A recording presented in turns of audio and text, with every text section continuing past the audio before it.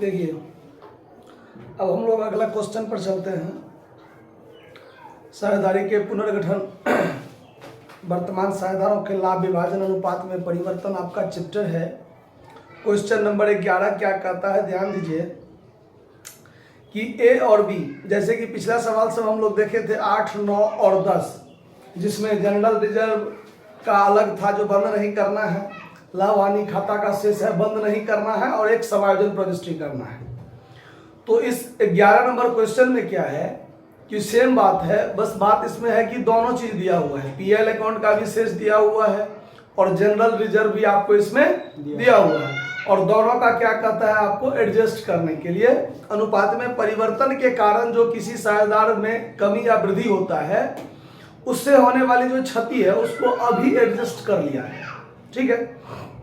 तो इसमें है आपका कि ए और बी 3:1 में साझेदार हैं, लाभों को बांटते हुए साझेदार हैं, उनके स्थिति विवरण में सामान्य संचय खाता का 20,000 शेष है और लाभ हानि खाता में 30,000 का शेष प्रदर्शित है। ठीक है, अब देखिए लाभ हानि खाता में 30,000 जो शेष प्रदर्शित है, अब ये डेबिट शेष है या क्रेडिट शेष है इसके बारे में कोई स्पष्ट सूचना नहीं है, तो इसको हम लोग क्रेडिट शेष मानकर चलेंगे। ठीक है, अब आगे देखिए, अब वे भावी लाभों को समान रूप से बांटने के लिए सहमत होते हैं। सामान्य संचय खाता और लाभ हानि खाता को बंद करने के बदले यह निर्णय लिया गया है कि इसके लिए एक समायोजन प्रविष्टि की जाएगी और उपर्युक्त व्यवस्था को प्रभावी बनाने के लिए आवश्यक होना चाहिए। तो आइए इसमें हम लोग सबसे पहले काम क्या होगा, 11 नंबर क्वेश्चन है आपका, तो सबसे पहला काम calculation of change in ratio, ये काम तो करना ही है। साझेदार कौन सा है, ए बी, ए और बी,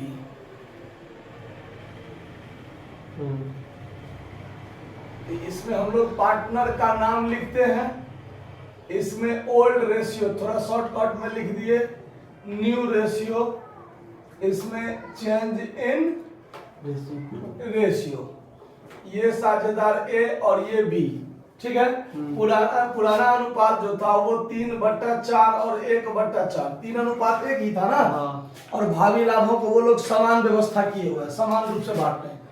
तो 1/2 1/2, तो इसका एलसीएम हो जाएगा 4, तो 3 - 2 यानी 1/4, इसका भी 4, तो 1 - 2 -1/4, तो बी गेन कर रहा है और ए क्या कर रहा है, सेक्रीफाइस कर रहा है, इसमें कोई दिक्कत। अब देखिए यहाँ हम लोगों को एडजस्ट करना है, तो क्या है, तो एडजस्टमेंट अमाउंट जो है आपका, एडजस्टमेंट अमाउंट जो है आपका वो है जनरल रिजर्व का 20,000 और पीएल अकाउंट का 30,000, यानी टोटल एडजस्टमेंट अमाउंट कितना का बना, 50,000 का। अब यहाँ पर हम लोग एज सेक्रीफाइस का कितना निकल रहा है, तो 50,000 गुने 1/4, तो ये आपका 12,500 होगा जो ये सेक्रीफाइस कर रहा है, यानी भविष्य में इसको 12,500 कम मिलेगा, तो अभी इसको दे देंगे। वैसे ही बी का लिए देते हैं, बी का जो गेन हो रहा है वो 50,000 गुने 1/4, तो यही 12,500 गेन हो रहा है इसका। ठीक है,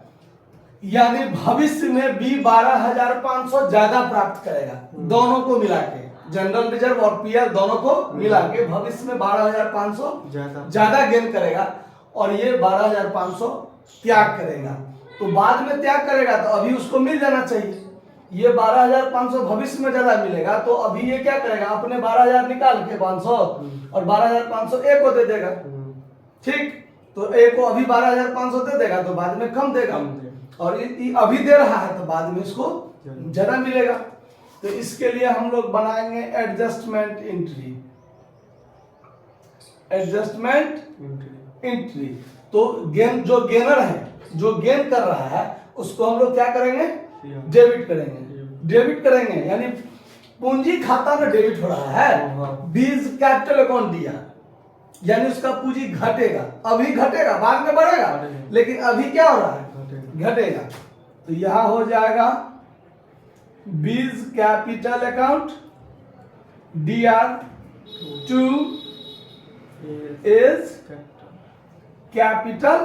account 12,500 12,500।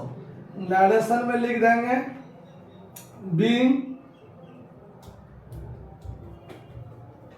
being amount of general reserve and PL adjusted by partners capital account in their change in ratio, यानी उसके अनुपात में परिवर्तन के कारण उसका जो दिक्कत हुआ है उसको एडजस्ट कर लिया गया। कोई दिक्कत, अगर कोई दिक्कत है तो छाप लीजिए। धन्यवाद।